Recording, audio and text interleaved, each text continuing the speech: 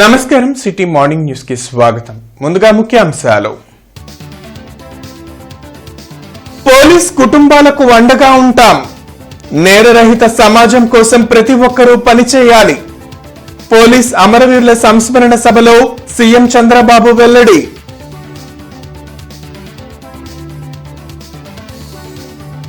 విధ్వంసం వైసీపీ డిఎన్ఏలోనే ఉంది. ఎమ్మెల్యే ఎరపతినేని ధ్వజం.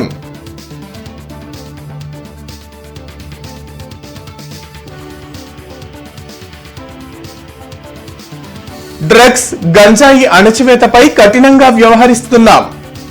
శాంతి భద్రతల పరిరక్షణలో డోకా లేదన్న మంత్రి అనిత.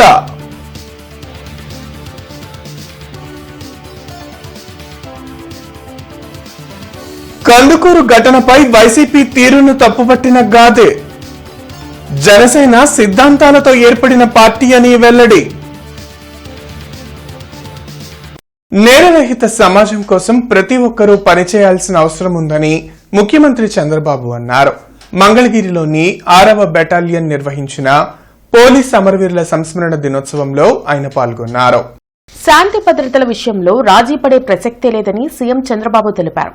సమాజంలో అలజడులు ఉంటే పెట్టుబడులు రావన్నారు. ప్రజల రక్షణ కోసం ముందుండేది పోలీసులే అని చెప్పారు. మంగళగిరిలోని 6వ బెటాలియన్లో నిర్వహించిన పోలీస్ అమరవీరుల సంస్మరణ దినోత్సవంలో హోంమంత్రి అనిత, సిఎస్ విజయానంద్, డీజీపీ హరీష్ కుమార్ గుప్తాతో కలిసి ఆయన పాల్గొన్నారు. ఈ సందర్భంగా పోలీసుల నుంచి గౌరవ వందనం స్వీకరించారు. మృతి చెందిన పోలీస్ అమరవీరులకు ఘన నివాళులర్పించారు. అమరవీరుల పుస్తకాన్ని సీఎం ఆవిష్కరించారు. ఫ్యాక్షనిజం, రౌడీయిజం, నక్సలిజాన్ని అణచివేయడంలో పోలీసులు మంచి పేరు తెచ్చుకుంటున్నారని చంద్రబాబు అన్నారు. సైబర్ నేరాలు, వైట్ కాలర్ నేరాలు పెరిగాయని, టెక్నాలజీని సద్వినియోగం చేసుకుని నేరాలకు పాల్పడిన వారిని వెంటనే పట్టుకునే పరిస్థితికి రావాలన్నారు. రాష్ట్రంలో లా అండ్ ఆర్డర్ మెయింటైన్ చేయాలి, ప్రజలకు భద్రత కల్పించాలి, ఎట్టి పరిస్థితుల్లో ఉపేక్షించకూడదని రాజీ లేని పోరాటం చేశాను. దాని ఫలితమే 2023లో నా మీద 23 క్లేమోర్ మైన్స్ బ్లాస్ట్ చేసే పరిస్థితికి వచ్చారు. అయినా కూడా నేను భయపడలేదు. ప్రాణం అనేది తాత్కాలికం, మనం చేసే పనులు అనేది శాశ్వతం. ఒక వ్యక్తి తప్పు చేసి ఎక్కడికక్కడ సీసీటీవీ కెమెరాల్లో ఉండి దాన్ని మతాల మధ్య క్రియేట్ చేయాలనే పరిస్థితికి వచ్చారంటే మనం అందరం గుర్తుపెట్టుకోవాల్సిన అవసరం ఉంది. సకాలంలో పోలీసు వ్యవస్థ యాక్ట్ చేశాం కాబట్టి తీవ్రమైన నష్టాన్ని నివారించగలిగాం. సోషల్ మీడియాకు ఆడిటర్స్ లేరు, ఎడిటర్ లేడు. వాళ్ళు ఏదనుకుంటే అది పెట్టేసి వ్యక్తిగత హననానికి పాల్పడే పరిస్థితికి వస్తున్నారు.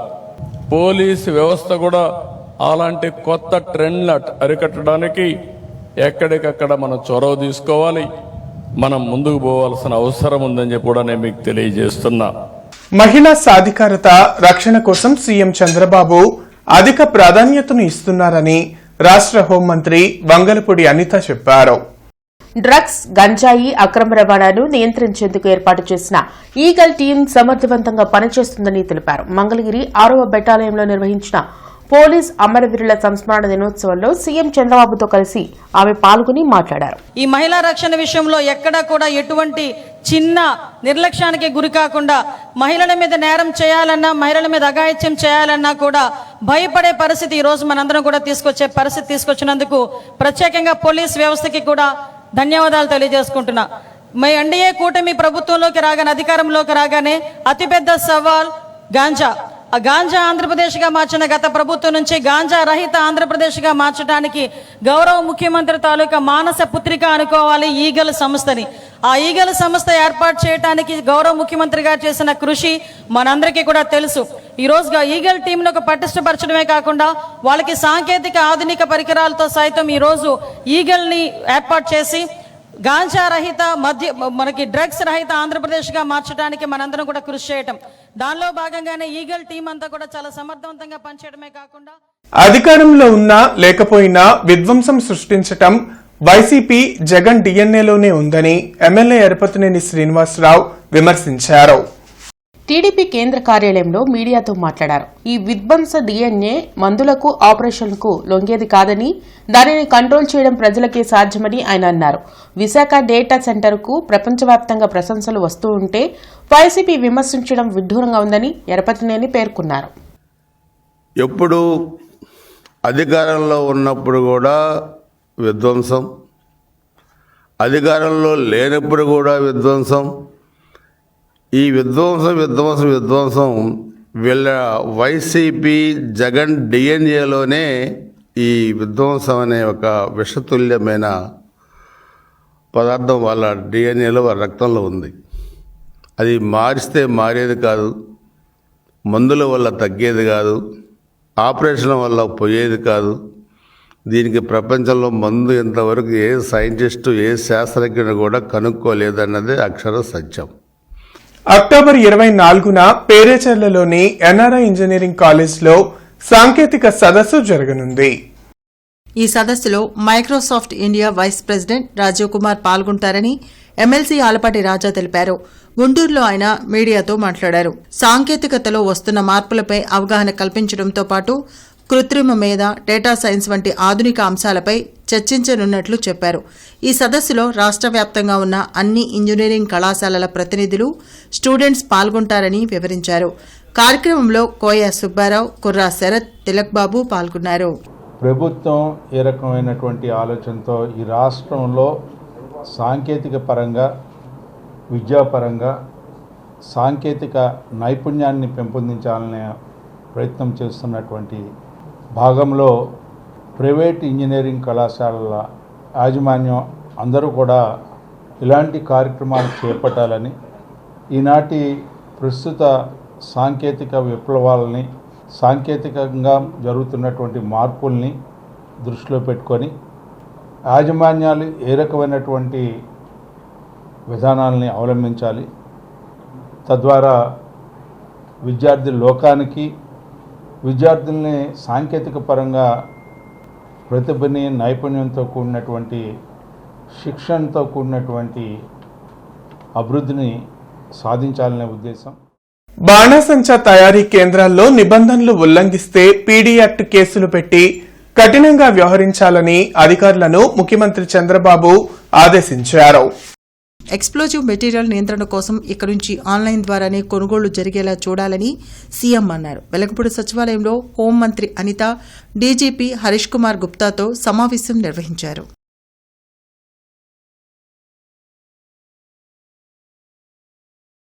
కందుకూరు నియోజకవర్గంలో జరిగిన దుర్ఘటనను జనసేన పార్టీకి వైసీపీ నాయకులు అంటగట్టే ప్రయత్నం చేస్తున్నారని జిల్లా అధ్యక్షులు గాదే వెంకటేశ్వరరావు మండిపడ్డారు. లాడ్జీ సెంటర్లోని జనసేన పార్టీ జిల్లా కార్యాలయంలో జరిగిన మీడియా సమావేశంలో గాద వెంకటేశ్వరరావు మాట్లాడారు. ఒక సిద్ధాంతంతో ఏర్పాటు చేసిన పార్టీ జనసేన పార్టీ అని స్పష్టం చేశారు. కందుకూరు ఘటనకు బాధ్యులైన వారిని ఎవరిని వదిలిపెట్టేదే లేదన్నారు. రాష్ట్రంలో ఎక్కడ ఏం జరిగినా వైసీపీ నాయకులు పవన్ కళ్యాణ్ కు, పార్టీకి అంటగట్టే ప్రయత్నం చేస్తున్నారని, అది మానుకోవాలని హితవు పలికారు. ఆసుపత్రిలో చికిత్స పొందుతున్న బాధితులకు జనసేన పార్టీ అండగా ఉంటుందని హామీ ఇచ్చారు. ఈ కార్యక్రమంలో చందు సాంబశివరావు, ఇతర ముఖ్య నేతలు పాల్గొన్నారు. మరొకసారి చెప్తున్నాం, వైఎస్ఆర్ పార్టీలో ఉన్నటువంటి ఈ సోకాళ్ళు బ్యాచ్ అందరూ కూడా మీరు సందు దొరికితే పవన్ కళ్యాణ్ గారిని ఏదో ఇరికించాలనే ప్రయత్నం చేస్తారమో, ఏ సందుల్లో కూడా మీరు ఇరికించలేరు. జనసేన పార్టీ ఇరుక్కోవాల్సిన అవసరం లేదు. మేము చాలా క్రిస్టల్ క్లియర్గా ఉన్నాం, పారదర్శకంగా ఉన్నాం. కనుక మీరందరూ కూడా దయచేసి ఇకనైనా మానుకుని, మీ యదవరాజకీయాలు మానుకుని రాష్ట్రం కోసం, రాష్ట్రం ప్రజల కోసం మంచి చేసే ఆలోచన చేయండి అని చెప్పేసి కోరుకుంటూ, కారణాలతో జరిగినప్పటికీ కూడా జరిగింది ఒక బ్రూటల్ చర్య, దాన్ని ఖండిస్తాం మనం. దానికి కులంతో ముడిపెట్టడం అనేది సభ్య సమాజంలో సరైన పద్ధతి కాదని చెప్పేసి మేమైతే చెప్పదలుచుకున్నాం. 6 దశాబ్దాల పాటు నగర ప్రజలకు సేవలు అందించిన శంకర్ విలాస్ బ్రిడ్జి త్వరలో పూర్తిగా కనుమరుగు కానుంది. నగర ప్రజల సౌకర్యార్థం కూటమి ప్రభుత్వం 4 లేన్ల శంకర్ విలాస్ బ్రిడ్జ్ నిర్మాణం చేపట్టింది. ఆ క్రమంలోనే పాత శంకర్ విలాస్ బ్రిడ్జిని 90% నేలమట్టం చేశారు. మిగిలిన 10% బ్రిడ్జ్ రైల్వే లైన్ల పైన ఉండిపోయింది. దాన్ని తొలగించాలంటే కేంద్ర రైల్వే బోర్డు అనుమతి తప్పనిసరిగా తీసుకోవాల్సి ఉంటుంది. కేంద్ర సహాయ మంత్రి పెమ్మసాని చంద్రశేఖర్ ఆ పని మీద ఉన్నారు.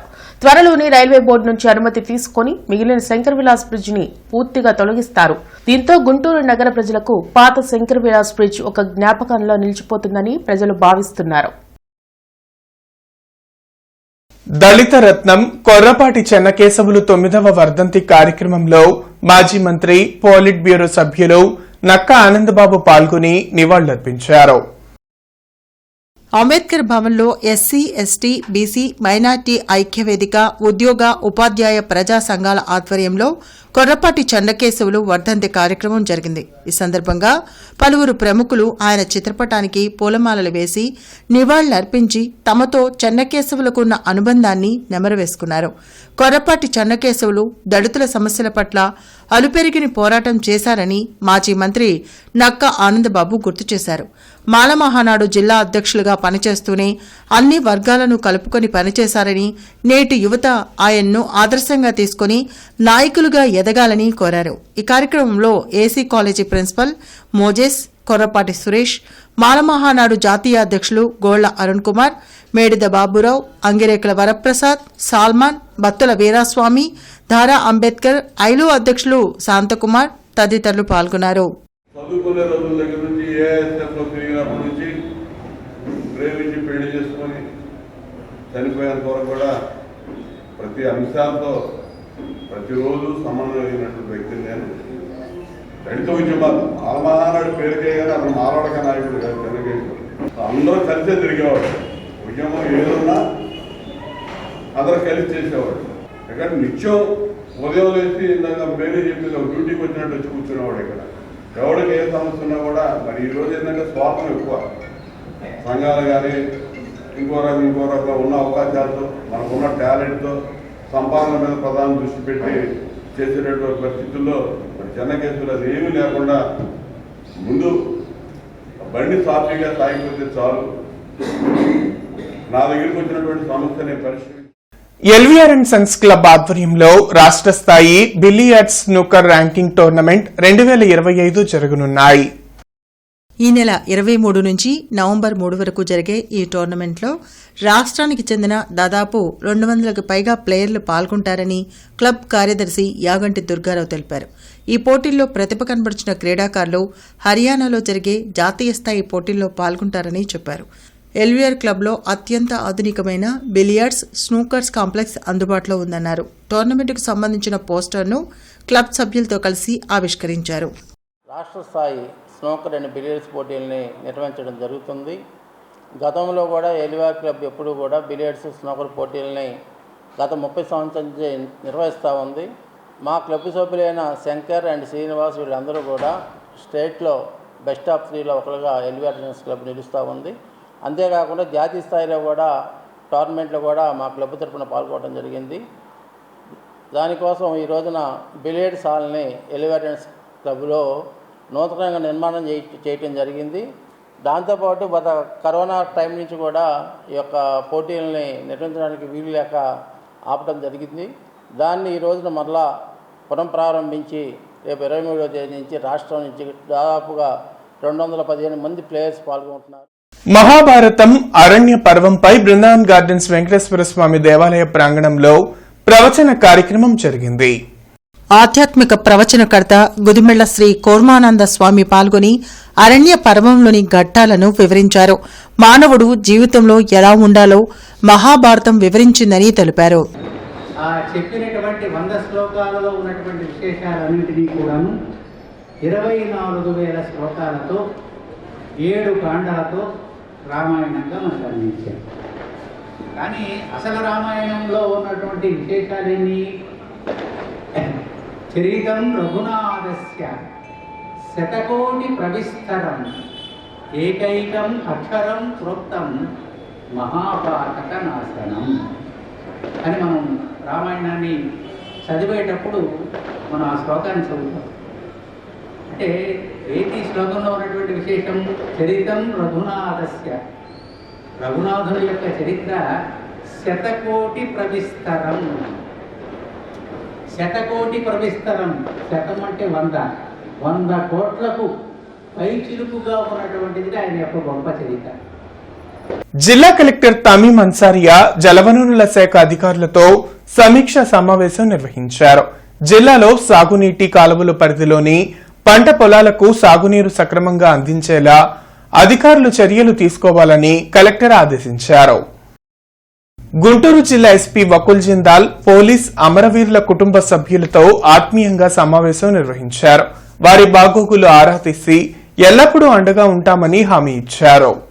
ఈ సందర్భంగా ఎస్పీ వకుల్ జిందాల్ మాట్లాడుతూ దేశం కోసం ప్రాణాలను అర్పించిన పోలీసు అమరవీరులకు ఘన నివాళులు అర్పిస్తున్నామని తెలిపారు.